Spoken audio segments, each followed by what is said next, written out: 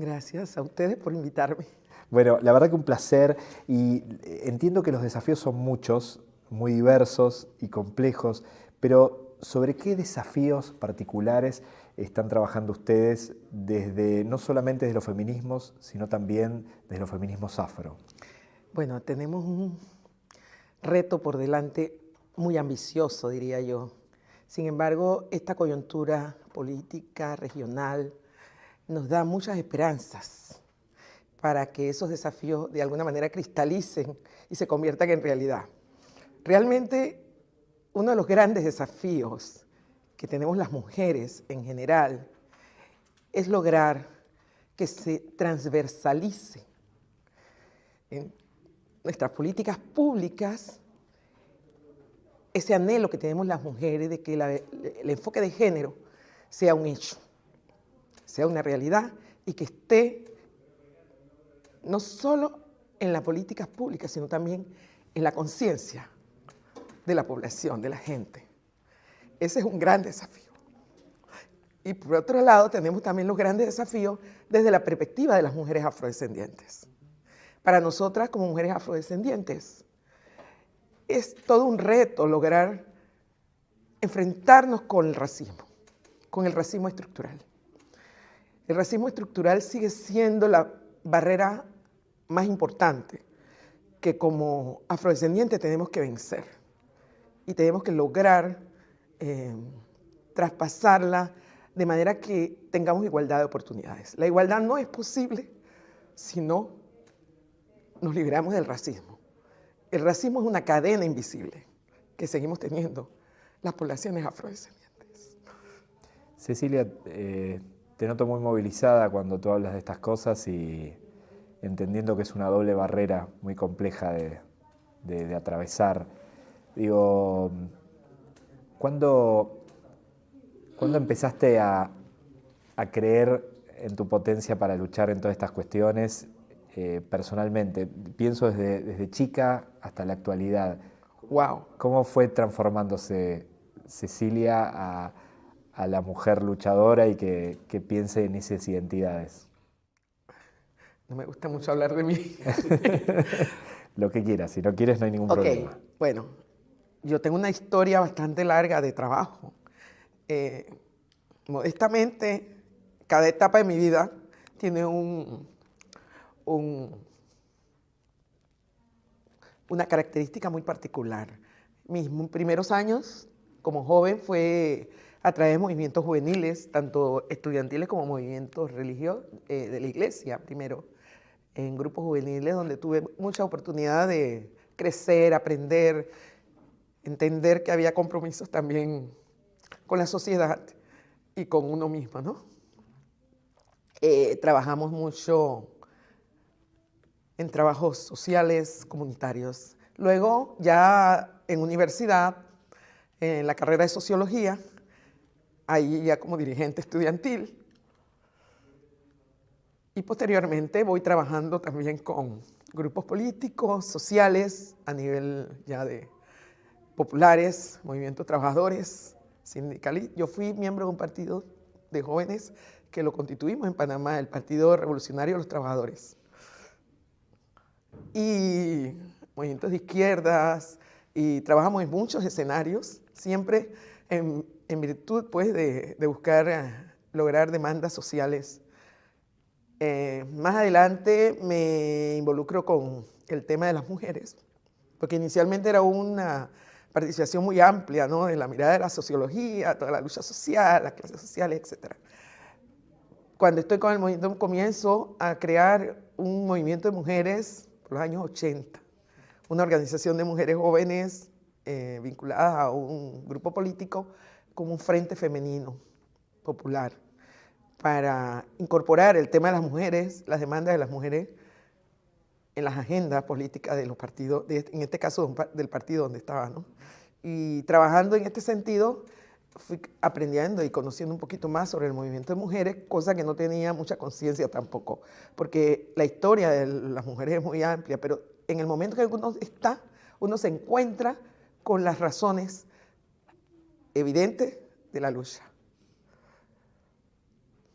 luego en el proceso ya tú vas entendiendo que esto no es una cosa de ahora, sino que ya trae una historia y que uno es parte de esa historia. Posterior a eso, bueno, luego del Frente Femenino seguimos trabajando con otras organizaciones, la Universidad de Panamá, con un grupo de compañeras, ya trabajando como docente. Logramos crear el taller de estudio de la mujer, producimos una revista que se llamaba Mujer Hoy, y por primera vez hablamos del feminismo, en los años finales de los años 80, 88, 86, y sacamos varios números de la revista hasta la invasión a Panamá de Estados Unidos. O sea, la invasión nos cortó la inspiración en ese momento del taller de estudios de la mujer, pero no nos venció, ¿no? Sino que detuvimos el proceso por un tiempo. Por un tiempo estuve fuera del país estudiando, regreso y digo, no, ahora tengo que ver cómo me institucionalizo. Y ahí fue donde nosotros decidimos con un grupo de compañeras unirnos y crear el Centro de la Mujer Panameña, que ya tiene 32 años de haberse constituido, y trabajar ya en un plan estratégico un poco más articulado, con una misión, con una visión más clara de hacia dónde queríamos como mujeres trabajar y orientar, apoyar a otras mujeres a empoderarse. Y ahí estoy en este momento. Pero después del feminismo, descubro que también tenemos otro tema. Y a raíz de los años 90, con las compañeras feministas, afrofeministas de América Latina y el movimiento feminista, abrimos la ventana de las mujeres afrodescendientes en el año 92 y se creó la Red de Mujeres Afrodescendientes de América Latina y el Caribe. Y ahí entré nuevamente yo a trabajar también en esa parte de nuestra historia. En otras palabras, he tenido distintos paralelos, agendas paralelas, pero que coinciden en gran medida y tienen sus especificidades cada una de ellas. Pero es realmente interesante.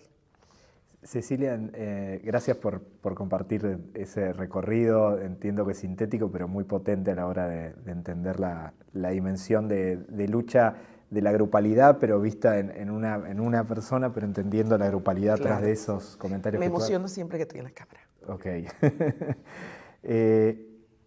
¿Cómo fueron cambiando los desafíos de los 80 a los 90, en esos reconocimientos diversos que tú planteas que tienes, estos desafíos en los 80 en relación a reconocerte como parte del feminismo, después en los 90 y pico para reconocerte dentro de los movimientos afro?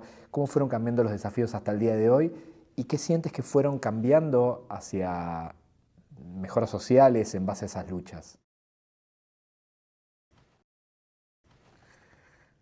Sí, la verdad que ha sido una larga historia, pero muy rica y con mucho aprendizaje.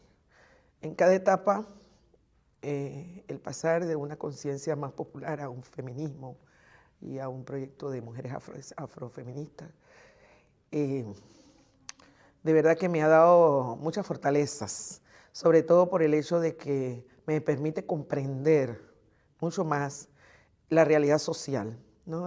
También la formación sociológica nos da a nosotros herramientas que nos ayudan a entender esos procesos y comprender que los cambios siempre son posibles y que no hay una realidad permanente, sino que la vamos construyendo día a día. Es decir, estamos siempre en ese proceso. Y yo creo que para mí ha sido interesante también por la misma evolución del trabajo que hacemos. Al principio nos limitábamos a hacer cosas muy puntuales, de talleres, pero logramos entrar a una dimensión, además de nacional, regional. Entonces el trabajo regional nos abrió otras posibilidades.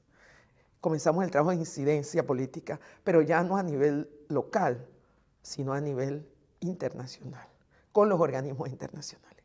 Y ahí fue donde realmente vimos el avance, el arranque de lo que nosotras nos veníamos proponiendo. En los años 90 nadie hablaba de las mujeres afro.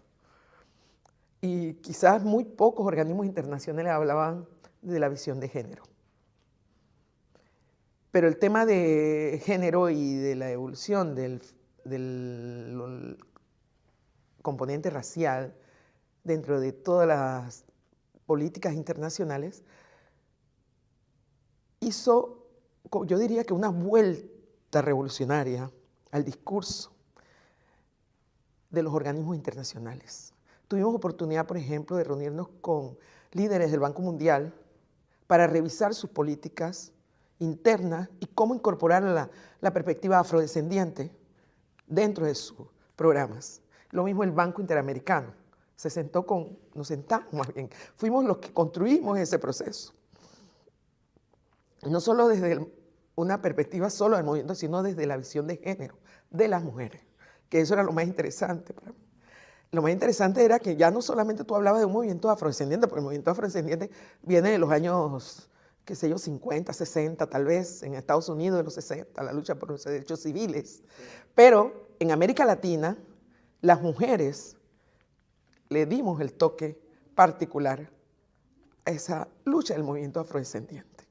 Bueno, ya ustedes conocen las evidencias que hemos tenido en algunos gobiernos con las mujeres afrodescendientes que han hecho su trabajo y que ahora mismo están también tomando decisiones y haciendo cambios significativos en las políticas. ¿Y qué te sucede, Cecilia, cuando tú, por ejemplo, ves a una Francia Márquez en Colombia? Realmente Francia para mí es para decirlo de una manera, una iluminación, ¿no?, de las mujeres. Nosotros vemos en Francia un resultado de un proceso, porque efectivamente la historia de Francia también es significativa, pero el aprendizaje y el trabajo que ella ha demostrado hasta ahora es algo que de verdaderamente lo considero como una esperanza, como ella dice. Una esperanza, y estoy casi segura de que a partir de este periodo, las mujeres afrodescendientes, la historia de los afrodescendientes y la historia de las mujeres afrodescendientes va a evolucionar, va a cambiar. Es un paradigma. En todo este camino, tú hablamos ahora de Colombia, pero hablaste de pensarse regionalmente. ¿Cómo has vivido los movimientos feministas de la región, los procesos de Argentina, pero que también se dieron en Chile, que también con las juventudes en Colombia también fueron muy fuertes? ¿Cómo hay una unión, hay una mirada de nuestra América desde los feminismos afro? Claro. Yo diría que el movimiento feminista en general en América Latina ha tenido varias etapas. Etapas de mucho auge y etapas también un poco de desgaste, de baja. Y que en este momento estamos resurgiendo, renaciendo el feminismo. Pero igual que en todas partes, cuando las cosas renacen, vienen con nuevas características. No podemos decir que el feminismo actual es el mismo feminismo de los años 40 ni de los años 60. Es otro feminismo que viene con otras modalidades y unos grupos emergentes con otra visión y otros discursos. Sin embargo, yo siempre pienso que esos nuevos discursos de los feminismos son temas que siempre han estado allí, emergentes, ahí, solapados, y que en esta coyuntura les permite como aflorar. Por ejemplo, el tema del afrofeminismo era un tema que indiscutiblemente existía la realidad de las mujeres negras oprimidas, luchando por sus derechos. Pero eso no se conocía. Como ya se han resuelto en estas democracias algunas necesidades y demandas de las mujeres y que han venido siendo parte de las demandas del feminismo históricamente, ahora estamos abriendo otras áreas, otras dimensiones del feminismo. Por eso hablamos de interseccionalidad. Entonces las mujeres, a veces en una misma mujer se intersectan distintas dimensiones, distintas secciones de su vida. Por ejemplo, nosotras las mujeres afro tenemos particularidades que obviamente no se perciben en otras mujeres que son también feministas. Las indígenas, las discapacidades, el movimiento joven, que también está resurgiendo, y el feminismo con mucho ímpetu. Yo pienso que todas esas cosas estaban siempre dentro de sin embargo no habían aflorado. Pero ahora el terreno les permite cristalizarse y comenzar a hacerse. Ahora, lo que nos toca en cierta forma es ir teniendo una posición muy abierta, quizás un poco de tolerancia y objetividad, porque poco a poco las cosas van a ir armonizándose. O sea, no tenemos que pensar que, bueno, ahora estás haciendo cosas que no tienen nada que ver con el feminismo, la otra hablando de... No, yo pienso que todo esto cabe en el mismo camino, sin embargo, tenemos que buscar la manera de establecer esas alianzas, que lo más importante es mantener la unidad del movimiento feminista, en todos los niveles. Chile tiene sus propias características, Argentina va mucho años luz comparado con Panamá. Nosotros estamos todavía atrás en la y en Panamá a nosotros nos toca ir con mucha más calma que en el resto de América Latina. ¿Cuáles son esos desafíos en particular de los feminismos afropanameños? Bueno, el más importante es establecer el feminismo en Panamá. Todavía el feminismo en Panamá es incipiente. El miedo al feminismo es una cosa que nos han inculcado durante muchas décadas. Entonces, tenemos que ir perdiendo ese temor al feminismo. Ver el feminismo como la opción política de las mujeres, como la estrategia, la visión que nos va a permitir a nosotros establecer nuestras demandas en la agenda públicas. Es que el feminismo no es para enfrentarnos con los hombres, sino para lograr incidir en nuestros gobiernos, a todos los niveles. Cecilia, muchísimas gracias. Gracias.